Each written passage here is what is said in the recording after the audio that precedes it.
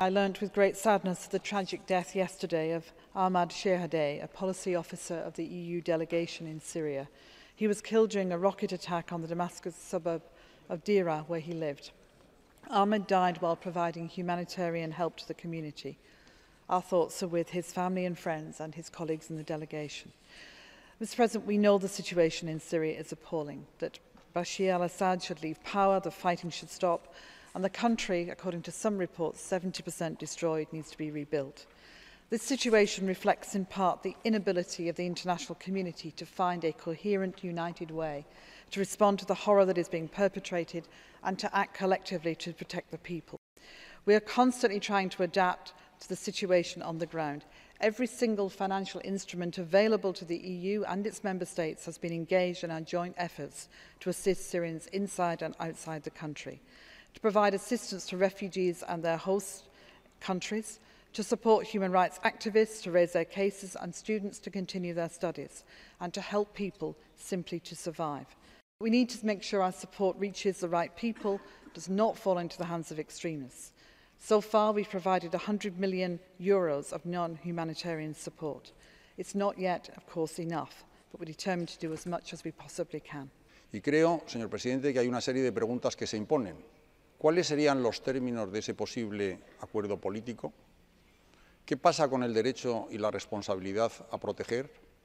¿Qué significan los non-lethal equipments and technical assistance, señora Ashton?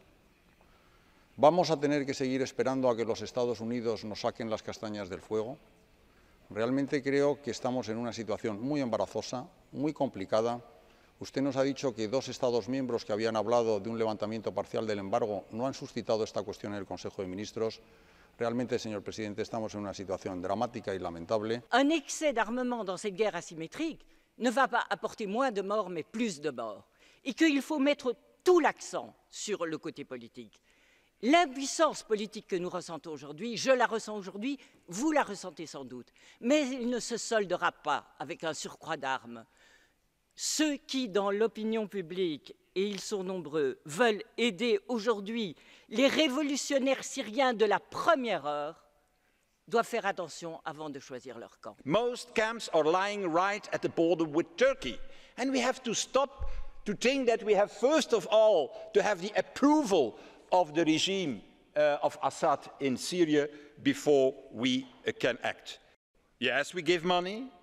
Of course, we send aid, but almost all that money, all that aid is not going to these people. No, our aid is going to the areas of the regime, because this is the way, Mr. Chairman, the UN is working, the Red Cross is working through governments, through regimes, through Assad, and that's why almost all our money, for the moment, is only going to the people loyal to Assad, not to Aleppo, not to Idlib, not to Homs. Even worse, a few weeks ago, there were 3 convoys sent for the first time to the north of Syria, sending wrong goods to the wrong places. And I think really we have to understand there is a humanitarian disaster.